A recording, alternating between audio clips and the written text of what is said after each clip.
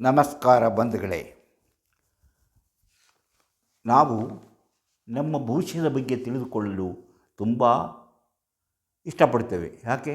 ಎಲ್ಲರಿಗೂ ಅಷ್ಟೇ. ನಮ್ಮ ಜೀವನ ಹೇಗಿರುತ್ತದೆ, ಹೇಗಾಗುತ್ತದೆ, ಮುಂದೆ ನಾನು ಏನಾಗ್ತೇನೆ, ನನಗೆ ಮದುವೆ ಆಗುತ್ತದೆಯೋ ಎಂದು ಕೆಲವರು ಯೋಚನೆ ಮಾಡಿದರೆ, ನನಗೆ ಮಕ್ಕಳಾಗುತ್ತದೆಯೋ ಎಂಬುದು ಮತ್ತೆ ಕೆಲವರ ಚಿಂತೆ. ಮತ್ತೆ ಕೆಲವರ ಚಿಂತೆ, ನನಗೆ ಮನೆ ಕಟ್ಟಲು ಸಾಧ್ಯವೇ ಎಂಬ ಚಿಂತೆ. ಮತ್ತು ಕೆಲವರಿಗೆ ನನಗೆ ಸಾಲ ತೀರಿಸಲು ಸಾಧ್ಯವಾಗುತ್ತದೆಯೇ ಎಂಬ ಚಿಂತೆ. ಮತ್ತು ಕೆಲವರಿಗೆ ನಾನು ಸುಖವಾಗಿ ಜೀವನ ಮಾಡುವುದು ಯಾವುದು, ಯಾವ ರೀತಿಯಲ್ಲಿ ನನಗೆ ಹಣ ಬರುತ್ತದೆ, ನಾವು ಯಾವ ರೀತಿಯಲ್ಲಿ ಸುಖವಾದ ಜೀವನ ನಡೆಸಲು ಸಾಧ್ಯ ಎಂಬುದನ್ನು ತಿಳಿಯುವಂಥ ಕುತೂಹಲ ಮತ್ತು ಕೆಲವರಿಗೆ. ಹೀಗೆ ಹಲವಾರು ವಿಚಾರಗಳು ನಮ್ಮ ನಿತ್ಯ ಜೀವನದಲ್ಲಿ ನಡೀತಾ ಇರುತ್ತದೆ. ಅಂತಹ ವಿಷಯಗಳು ನಮ್ಮ ಭವಿಷ್ಯದಲ್ಲಿ ಏನಾಗುತ್ತದೆ, ನಮ್ಮ ಮುಂದಿನ ಜೀವನ ಹೇಗಿರುತ್ತದೆ ಎಂದು ತಿಳಿದುಕೊಳ್ಳುವುದು ಬಹಳ ಮುಖ್ಯವೆಂಬುದು ಹಲವರ ನಂಬಿಕೆ. ಅಂದರೆ ಇದೆಲ್ಲವೂ ಒಂದು ನಂಬಿಕೆ. ಈಗ ಮದುವೆ ಆಗದೇ ಇದ್ದವರಿಗೆ ನನಗೆ ಮದುವೆ ಆಗುತ್ತೋ, ಪ್ರೇಮ ವಿವಾಹವಾಗುತ್ತೋ ಇಲ್ಲವೋ ಎಂಬ ಚಿಂತೆ ಇರುತ್ತದೆ. ಮತ್ತು ಕೆಲವರಿಗೆ ನನಗೆ ಯಾವುದಾದ್ರೂ ಕೆಟ್ಟ ರೋಗ ಬರ್ಬೋದಾ, ಆಕ್ಸಿಡೆಂಟ್ ಆಗ್ಬೋದಾ ಅಂತ ಚಿಂತೆ ಇರುತ್ತದೆ. ನನ್ನ ಜೀವನ ಒಟ್ಟಾರೆ ಹೇಗಿರುತ್ತದೆ ಎಂಬುದನ್ನು ತಿಳಿದುಕೊಳ್ಳಲು BM ಫ್ಯೂಚರಾಲಜಿ ರಿಸರ್ಚ್ ಸೆಂಟರ್ನವರು ಹಲವು ರೀತಿಯ ಸಂಶೋಧನೆ ಮಾಡಿದಂಥ ವಿಚಾರಗಳನ್ನು ನಿಮ್ಮ ಮುಂದೆ ಇಡಲು ನಮಗೆ ಸಂತೋಷವಾಗುತ್ತದೆ. ಅಂತಹ ಮತ್ತೊಂದು ವಿಚಾರವನ್ನು ನಿಮ್ಮ ಜೊತೆ ಹಂಚಿಕೊಳ್ಳಲು ನಾನು ಸಿದ್ಧನಾಗಿ ಬಂದಿದ್ದೇನೆ. ಅಂತಹ ವಿಚಾರಗಳು ಏನು? ಪ್ರೇಮ ವಿವಾಹ ಆಗಬಹುದೇ, ನನಗೆ ಹಣ ಬರಬಹುದೇ, ನಾನು ಈ ಜೀವನದಲ್ಲಿ ಆರೋಗ್ಯವಾಗಿರುತ್ತೇನೆಯೇ, ನನಗೆ ಮಕ್ಕಳಾಗುತ್ತದೆಯೇ ಮುಂತಾದ ವಿಚಾರಗಳನ್ನು ನಾವು ತಿಳಿದುಕೊಳ್ಳೋಣ. ಅದಕ್ಕಿಂತ ಮೊದಲು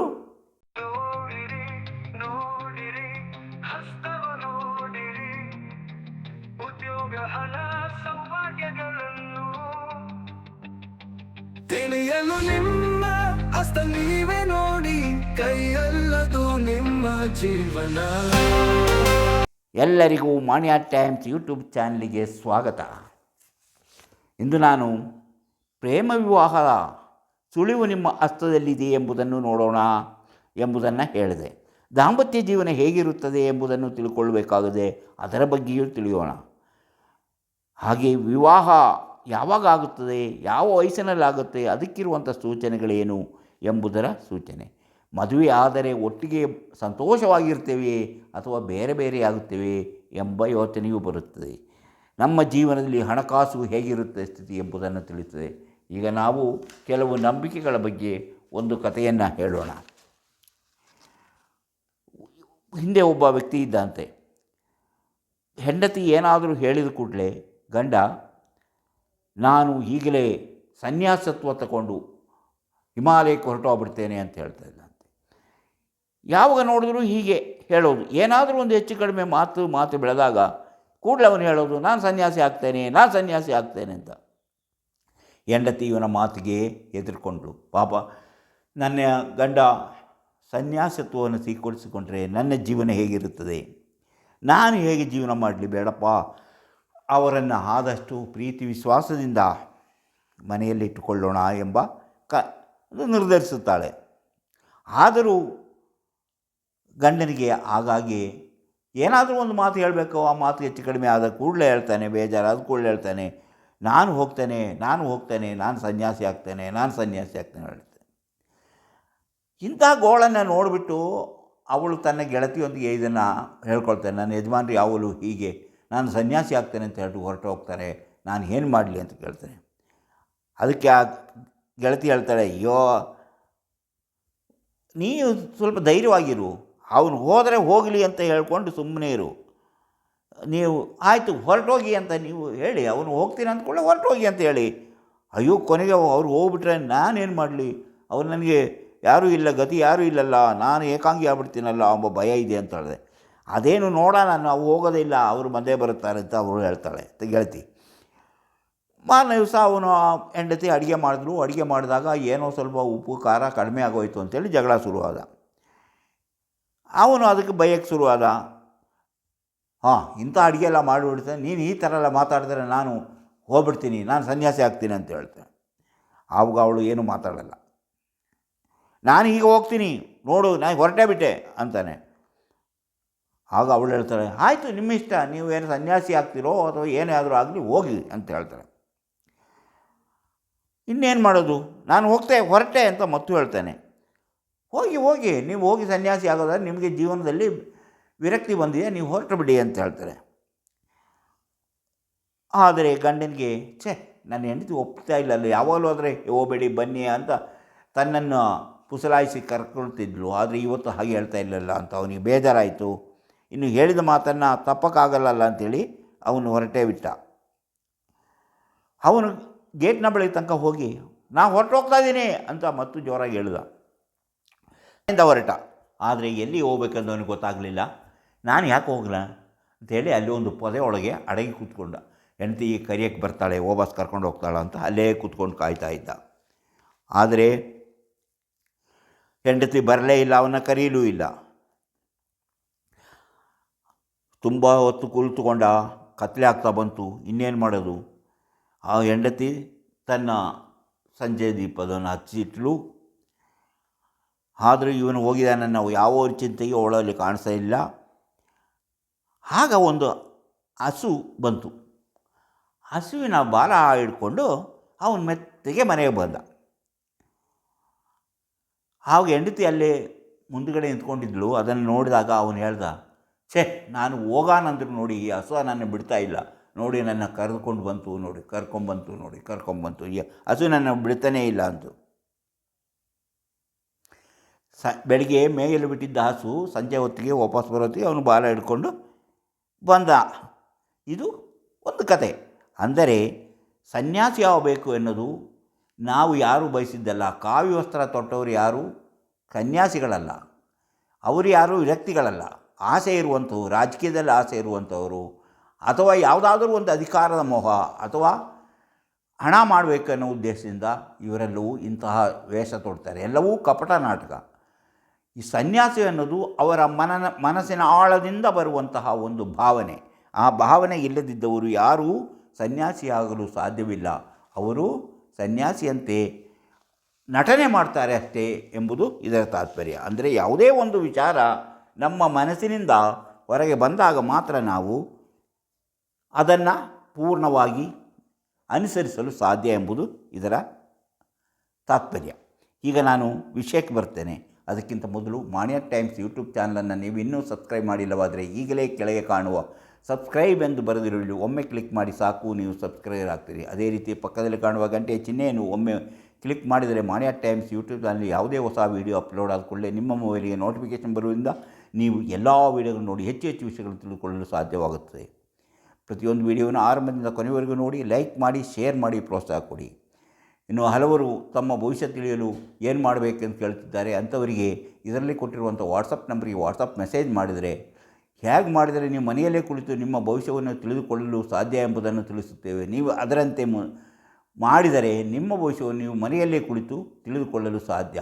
ಇದು ನಂಬಿಕೆ ಮತ್ತು ಆಸಕ್ತಿ ಇರುವವರಿಗೆ ಮಾತ್ರ. ನಂಬಿಕೆ ಇಲ್ಲದಿದ್ದವರು ಇದರ ಬಗ್ಗೆ ತಲೆ ಕೆಡಿಸ್ಕೊಳ್ಬೇಕಾಗಿಲ್ಲ. ಹಾಗೆ ಯಾರು ಪ್ರೀತಿಸಿ ಮದುವೆ ಆಗ್ತಾರೆ ಎಂಬುದನ್ನು ನಾವು ನೋಡೋಣ. ಪ್ರೀತಿಸಿ ಮದುವೆ ಆಗುವವರು ಹಸ್ತದಲ್ಲಿ ಯಾವ ಚಿಹ್ನೆ ಇರುತ್ತದೆ?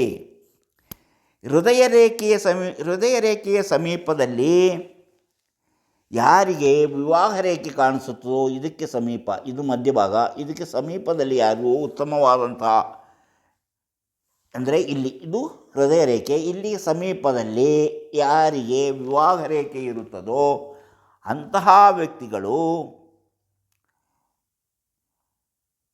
ವ್ಯಕ್ತಿಗಳು ಪ್ರೀತಿಸಿ ಮದುವೆ ಆಗುವಂಥ ಸಾಧ್ಯತೆ ಹೆಚ್ಚು. ಅದೇ ರೀತಿ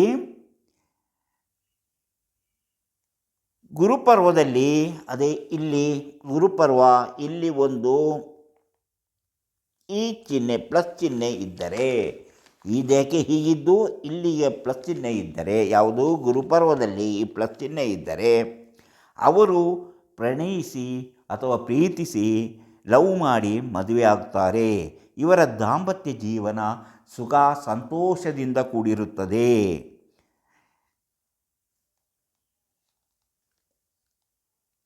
ಆದರೆ ಈ ವಿವಾಹ ರೇಖೆಯಲ್ಲಿ ಯಾವುದೇ ಒಂದು ವಿವಾಹ ರೇಖೆ ಉತ್ತಮವಾಗಿದ್ದು ಇಲ್ಲಿ ಒಂದು ನಕ್ಷತ್ರ ಚಿಹ್ನೆ, ವಿವಾಹ ರೇಖೆಯ ಮೇಲೆ ಒಂದು ನಕ್ಷತ್ರ ಚಿಹ್ನೆ ಇದ್ದರೆ ಸಂಬಂಧದಲ್ಲಿ ಪ್ರೇಮ ವಿವಾಹವಾದರೂ ಸಹ ಯಾವುದೇ ಒಂದು ಮದುವೆಯಾದರೂ ಸಹ ವಿವಾಹ ವಿಚ್ಛೇದನ ನಡೆಯುತ್ತದೆ. ವಿವಾಹ ವಿಚ್ಛೇದನವಾಗಲಿದೆ. ಎಲ್ಲಿ ವಿವಾಹ ರೇಖೆಯಲ್ಲಿ ನಕ್ಷತ್ರ ಚಿಹ್ನೆ ಇದ್ದರೆ ಅವರಿಗೆ ಪ್ರೀತಿಸಿ ಮದುವೆಯಾದರೂ ಕೂಡ ಅವರ ಸಂಬಂಧದಲ್ಲಿ ಬಿರುಕು ಬಿದ್ದು ಅವರು ಪ್ರಣಯ ವಿವಾಹವಾಗಿದ್ದರೂ ಸಹ ಡೈವರ್ಸ್, ವಿವಾಹ ವಿಚ್ಛೇದನ ಮಾಡಿಕೊಳ್ಳಲುತ್ತಾರೆ ಎಂದು ಅದರ ಸೂಚನೆ. ಆದರೆ ಇನ್ನು ವಿವಾಹ ರೇಖೆಯಲ್ಲಿ ಒಂದು ಕಪ್ಪು ಚುಕ್ಕೆ, ವಿವಾಹ ರೇಖೆಯಲ್ಲಿ ಒಂದು ಕಪ್ಪು ಚುಕ್ಕೆ ಇದ್ದರೆ, ವಿವಾಹ ರೇಖೆಯಲ್ಲಿ ಒಂದು ಕಪ್ಪು ಚುಕ್ಕೆ, ನಕ್ಷತ್ರ ಅಲ್ಲ ಕಪ್ಪು ಚುಕ್ಕೆ ಇದ್ದರೆ, ವಿವಾಹ ರೇಖೆಯಲ್ಲಿ ಕಪ್ಪು ಚುಕ್ಕೆ ಇದ್ದರೆ, ಇದು ವಿವಾಹ ರೇಖೆ ಅಂತ, ಇಲ್ಲಿ ಒಂದು ಕಪ್ಪು ಚುಕ್ಕೆ, ವಿವಾಹ ರೇಖೆಯಲ್ಲಿ ಒಂದು ಕಪ್ಪು ಚುಕ್ಕೆ ಇದ್ದರೆ,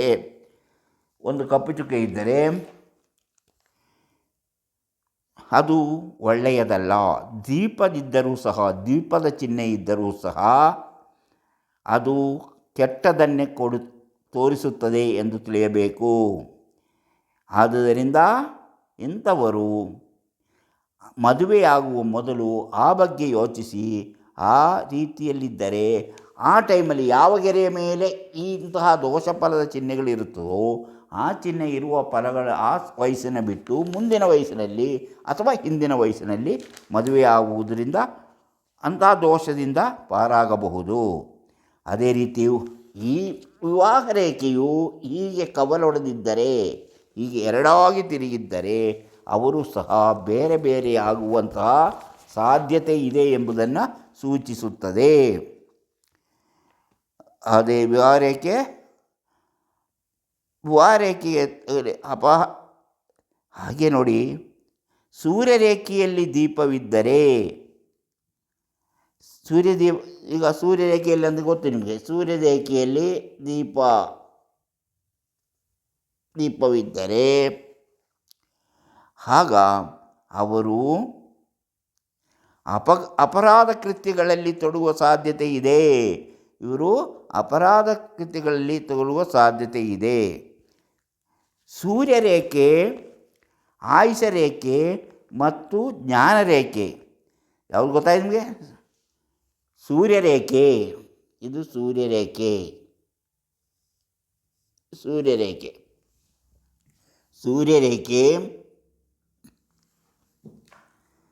ಆಯುಷ ರೇಖೆ, ಇದು ಆಯುಷ ರೇಖೆ ಮತ್ತು ಜ್ಞಾನರೇಖೆ, ಇದು ಜ್ಞಾನರೇಖೆ. ಇದರ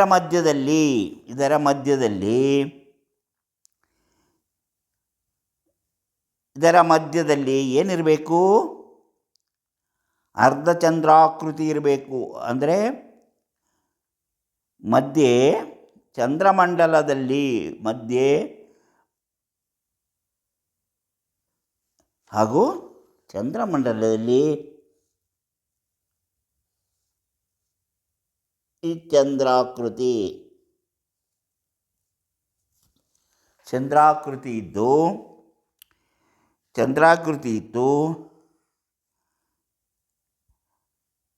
ಅದು ಒಳಿತನ್ನು ಸೂಚಿಸುತ್ತದೆ. ಅಂದರೆ ಈಗ ಇಲ್ಲಿ ಒಂದು ಚಂದ್ರಾಕೃತಿ, ಇಲ್ಲಿ ಒಂದು ಇದು, ಅಲ್ಲಿ ಒಂದು ಚಂದ್ರಾಕೃತಿ ಮತ್ತು ಚಂದ್ರಪರ್ವದಲ್ಲಿ ಒಂದು ಅರ್ಧಚಂದ್ರಾಕೃತಿಯ ಅರ್ಧಚಂದ್ರಾಕೃತಿಯ ಚಿಹ್ನೆ ಇದ್ದರೆ ಅದು ಒಳಿತನ್ನು ಸೂಚಿಸುತ್ತದೆ. ಅದರಿಂದ ಅವರು ಹೆಚ್ಚಿನ ಧನವನ್ನು ಸಂಪಾದನೆ ಮಾಡಲು ಸಾಧ್ಯವಾಗುತ್ತದೆ. ಹಾಗೆ ನೋಡಿ, ಜ್ಞಾನರೇಖೆ, ಆಯುಷ ರೇಖೆ ಮತ್ತು ಭಾಗ್ಯರೇಖೆಗಳ ನಡುವೆ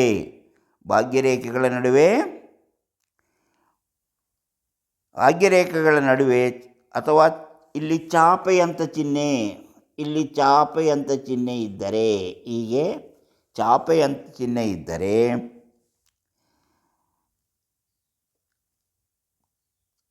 ಅದು ದೋಷಫಲ, ದೋಷಕಾರಕ, ಅದು ಕಷ್ಟವನ್ನು ಸೂಚಿಸುತ್ತದೆ. ಇದು ಜ್ಞಾನರೇಖೆ. ಜ್ಞಾನರೇಖೆಯ ಮೇಲ್ಗಡೆ ಸುರುಳಿ ಸುತ್ತಿದಂತೆ ಹೀಗೆ ಚಿಹ್ನೆಗಳಿದ್ದರೆ ಆ ವ್ಯಕ್ತಿ ವಂಚಕ ಇಲ್ಲವೇ ಅಪರಾಧ ಕೃತ್ಯಗಳನ್ನು ಮಾಡುವಂತಹ ವ್ಯಕ್ತಿಯಾಗಿರುತ್ತಾರೆ ಎಂದು ತಿಳಿಯಬಹುದು. ಜ್ಞಾನರೇಖೆಗೆ ಈಗ ಇದಾಯಿತು, ಹೀಗಾಯಿತು.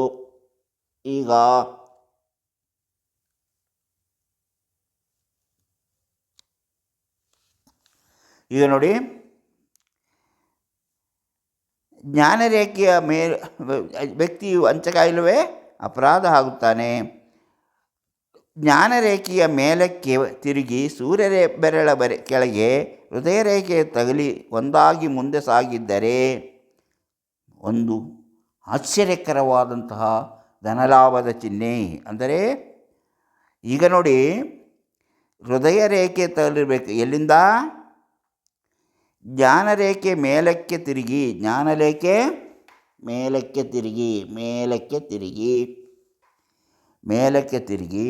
ಜ್ಞಾನರೇಖೆ ಮೇಲಕ್ಕೆ ತಿರುಗಿ, ಅಂದರೆ ಜ್ಞಾನರೇಖೆ ಮೇಲಕ್ಕೆ ತಿರುಗಿ, ಹಿಂಗೆ ಮೇಲಕ್ಕೆ ತಿರುಗಿ ಹೃದಯ ರೇಖೆಯನ್ನು ದಾಟಿ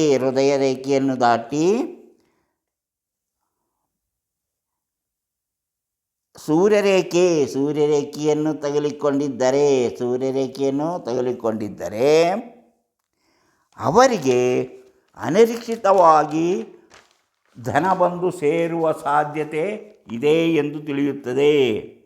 ಅವರಿಗೆ ಇವರು ಪ್ರೇಮ ವಿವಾಹವಾಗುವುದು, ಅಂದರೆ ಲವ್ ಮ್ಯಾರೇಜ್ ಆಗುವುದರಲ್ಲಿ ಅನುಮಾನವೇ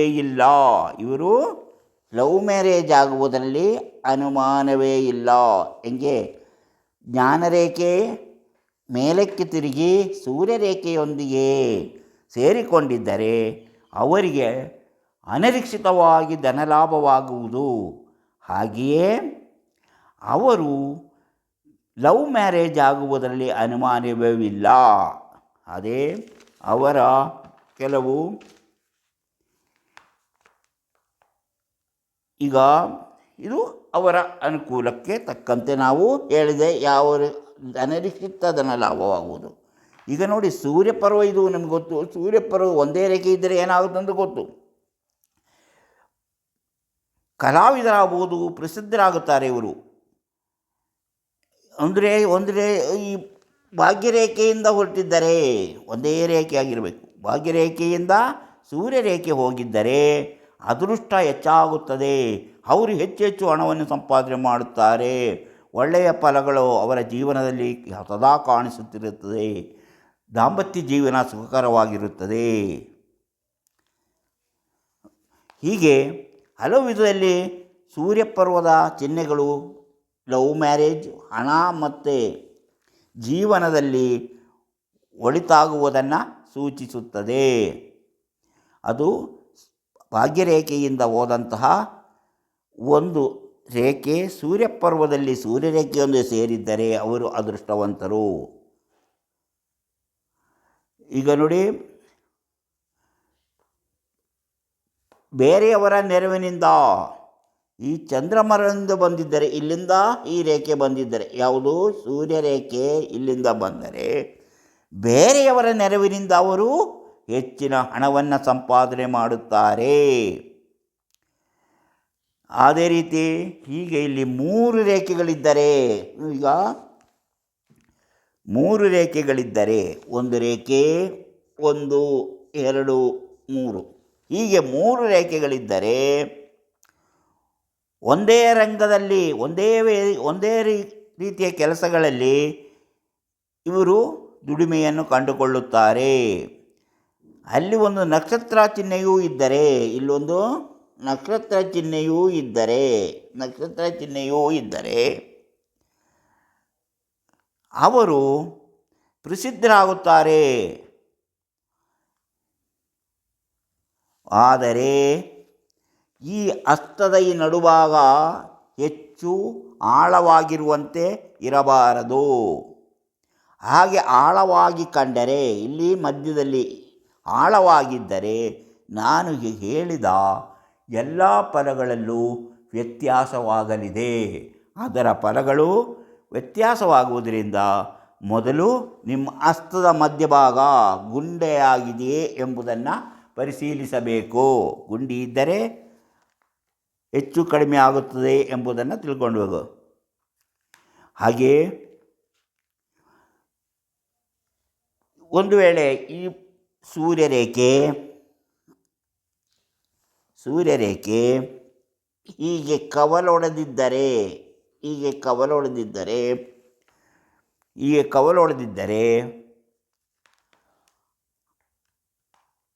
ಅವರು ಆಸೆಪಟ್ಟಂತೆ ಏನೂ ನಡೆಯುವುದಿಲ್ಲ. ಅವರು ಏನೋ ಮಾಡೋಕ್ಕೋಗಿ ಏನನ್ನೂ ಆಗುತ್ತೆ. ಇವತ್ತು ನಾನು ನಿಮಗೆ ಹೇಳಿದಂತಹ ವಿಷಯಗಳು ನಿಮ್ಮ ಜೀವನದಲ್ಲಿ ನಡೆಯಬಹುದಾದ ಒಳ್ಳೆಯ ಮತ್ತು ಕೆಟ್ಟ ಜೀವನ ಸ್ಥಿತಿ ಹೇಗಿರುತ್ತದೆ, ನಂಬಿಕೆ ಮಾತ್ರ ಅಲ್ಲ, ನಿಮ್ಮ ಅಂತರಾಳದಲ್ಲಿ ಏನಿದೆ ಎಂಬುದನ್ನು ತಿಳಿದುಕೊಂಡು ನೀವು ಯಾವುದೇ ಕೆಲಸವನ್ನು ಮಾಡಬೇಕು. ಅಲ್ಲದೆ ನನಗೆ ಹಂಗೆ ತೋಚಿತು ನಾನು ಮಾಡಿದೆ, ನಿಮ್ಮ ಅಂತರಾಳದಿಂದ ಯಾವುದು ಬರುತ್ತೆ, ನಾನು ಒಬ್ಬ ಉದ್ಯೋಗಿ ಆಗಬೇಕು, ಕೆಲಸ ಮಾಡಿ ಜೀವನ ಮಾಡಬೇಕು, ನಿಮ್ಮ ಅಂತರಾಳದಿಂದ ಬರಬೇಕು. ನಾನು ಒಳ್ಳೆ ವ್ಯಾಪಾರಿ ಆಗಬೇಕು ಅಂದರೆ ನಿಮ್ಮ ಅಂತರಾಳದಿಂದ ಆ ವಿಷಯ ಬರಬೇಕು. ಆಗ ಮಾತ್ರ ನೀವು ವ್ಯಾಪಾರದಿಂದ ಹೆಚ್ಚಿನ ಹಣ ಸಂಪಾದನೆ ಮಾಡಲು ಸಾಧ್ಯ. ಕಲಾವಿದ ಆಗಬೇಕೆಂಬ ನಿಮ್ಮ ಮನಸ್ಸಿನಲ್ಲಿರಬೇಕು, ಮನಸ್ಸಿನಲ್ಲಿ ಆಳದಿಂದ ಬರಬೇಕು. ಆವಾಗ ಮಾತ್ರ ನೀವು ಉತ್ತಮ ಕಲಾವಿದನಾಗಿ ಕೆಲಸ ಮಾಡಲು ಸಾಧ್ಯ. ಅಂದರೆ ಯಾವ ಕಾಲದಲ್ಲಿ ನಿಮ್ಮಲ್ಲಿ ನಿಮ್ಮ ಗೆರೆಗಳು, ನಾನು ಇವತ್ತು ಹೇಳಿದ ರೇಖೆಗಳು ಎದ್ದು ಕಾಣುವಂತಿದ್ದು, ಅದಕ್ಕೆ ಯಾವುದೇ ದೋಷ ಇಲ್ಲದಿದ್ದಾಗ ನೀವು ಇಂತಹ ವಿಚಾರದಲ್ಲಿ ಹೆಚ್ಚು ಫಲವನ್ನು ಪಡೆಯುತ್ತೀರಿ. ಆ ಸಮಯದಲ್ಲಿ ನೀವು ಕೆಲಸ ಆರಂಭಿಸಿದರೆ ಹೆಚ್ಚಿನ ಫಲ ದೊರೆಯುತ್ತದೆ. ಆದ್ದರಿಂದ ನಿಮ್ಮ ಹಸ್ತದಲ್ಲಿ ಮಸಕಾಗಿರುವಾಗ ಅದರ ಫಲ ದೊರೆಯುವುದಿಲ್ಲ. ರೇಖೆಗಳು ಎದ್ದು ಕಾಣುವಂತೆ, ಹೊಳೆಯುವಂತೆ ಇರಬೇಕು. ಆವಾಗ ನಿಮಗೆ ಹೆಚ್ಚಿನ ಫಲವನ್ನು ಪಡೆಯಲು ಸಾಧ್ಯ. ಇಂತಹ ಹಲವಾರು ವಿಚಾರಗಳಿವೆ. ಈ ವಿಡಿಯೋ ನಿಮಗೆ ಇಷ್ಟವಾದರೆ ಈಗಲೇ ಲೈಕ್ ಮಾಡಿ, ಶೇರ್ ಮಾಡಿ, ಪ್ರೋತ್ಸಾಹ ಕೊಡಿ. ಹಾಗೆ ನೀವು ಇನ್ನೂ ಮಣಿ ಅಟ್ ಟೈಮ್ಸ್ ಯೂಟ್ಯೂಬ್ ಚಾನಲನ್ನು ಸಬ್ಸ್ಕ್ರೈಬ್ ಮಾಡಿಲ್ಲವಾದರೆ ಈಗಲೇ ಕೆಳಗೆ ಕಾಣುವ ಸಬ್ಸ್ಕ್ರೈಬ್ ಎಂದು ಬರೆದಿರುವಲ್ಲಿ ಒಮ್ಮೆ ಕ್ಲಿಕ್ ಮಾಡಿ ಸಾಕು, ನೀವು ಸಬ್ಸ್ಕ್ರೈಬರ್ ಆಗ್ತೀರಿ. ಪಕ್ಕದಲ್ಲಿ ಕಾಣುವ ಗಂಟೆ ಚಿಹ್ನೆಯನ್ನು ಒಮ್ಮೆ ಒತ್ತಿದರೆ ಮಣಿ ಅಟ್ ಟೈಮ್ಸ್ ಯೂಟ್ಯೂಬ್ ಚಾನಲ್ ಯಾವುದೇ ಹೊಸ ವೀಡಿಯೋ ಅಪ್ಲೋಡ್ ಆದ ಕೂಡಲೇ ನಿಮ್ಮ ಮೊಬೈಲಿಗೆ ನೋಟಿಫಿಕೇಷನ್ ಬರುವುದರಿಂದ ನೀವು ಎಲ್ಲ ವೀಡಿಯೋ ನೋಡಿ ಹೆಚ್ಚು ವಿಷಯ ತಿಳ್ಕೊಂಡು ನಿಮ್ಮ ಜೀವನಕ್ಕೆ ಯಾವುದು ಅವಶ್ಯಕವೋ ಅದನ್ನು ಬಳಸಿಕೊಂಡಾಗ ನೀವು ಜೀವನದಲ್ಲಿ ಅಭಿವೃದ್ಧಿ ಆಗ್ತೀರಿ, ಯಶಸ್ವಿಯಾಗ್ತೀರಿ, ಸಂತೋಷ ನಿಮಗೆ ದೊರೆಯುತ್ತದೆ. ಅದೇ ರೀತಿ ಹಲವರು ತಮ್ಮ ಭವಿಷ್ಯ ತಿಳಿಯುವಂತಹ ಆಸೆಯಿಂದ ಕೇಳ್ತಿದ್ದಾರೆ. ಅಂಥವರಿಗೆ ಇದರಲ್ಲಿ ಕೊಟ್ಟಿರುವಂಥ ವಾಟ್ಸಪ್ ನಂಬರಿಗೆ ವಾಟ್ಸಪ್ ಮೆಸೇಜ್ ಮಾಡಿ ಕೂಡಲೇ ನಿಮಗೆ ಏನು ಮಾಡಿದರೆ ನಿಮ್ಮ ಭವಿಷ್ಯ ತಿಳಿಯಲು ಸಾಧ್ಯ ಎಂಬುದನ್ನು ತಿಳಿಸುತ್ತವೆ. ಅದರಂತೆ ನೀವು ಮಾಡಿದರೆ ನಿಮ್ಮ ಭವಿಷ್ಯವನ್ನು ನೀವು ಮನೆಯಲ್ಲೇ ಕುಳಿತು ತಿಳಿದುಕೊಳ್ಳಲು ಸಾಧ್ಯ. ಇಂತಹ ಮತ್ತೊಂದು ವಿಡಿಯೋದೊಂದಿಗೆ ಮತ್ತೆ ಬರುತ್ತೇನೆ. ಇಷ್ಟು ಹೊತ್ತು ಈ ವಿಡಿಯೋ ನೋಡಿದ ನಿಮಗೆಲ್ಲರಿಗೂ ಧನ್ಯವಾದ.